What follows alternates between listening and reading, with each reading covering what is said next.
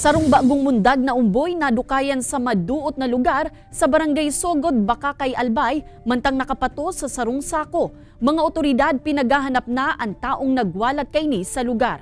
Uyan report.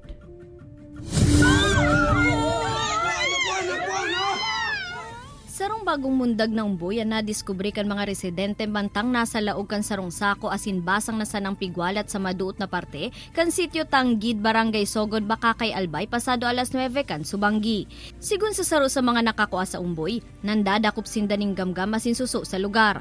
Alagad bigla na sanang nakadangog ninhibi nin Aki. Kan enot nakamati subo sindanin takot. Alaga dinanap man giraray nindan pinagigikanan kan tanog hasta sa nasusog ang sarong umboy. Ginawa ko, binuksan ko.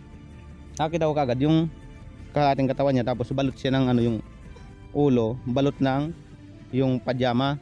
Nakalitaw lang ng konti ito. Di binuksan ko, kinuha ko yung tela, ilinabas ko itong muka, puro na lamgam. Tulos man na idinalagan sa ospital ng Numboy para sa maninigong asistensyang medikal.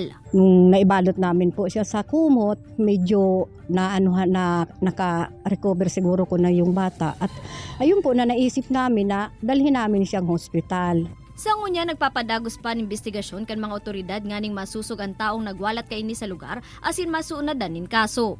Kailangan po natin ng witnesses, ng evidences and other documents na magpapatunay na maaaring ito nga po yung ina ng bata at baka siya rin po yung nag-iwan. Sa ngunya nasa kustodiya na kan MSWD o Numboy para sa maninigong disposisyon. Ini si Don Jimenez, Balitang Bicolandia.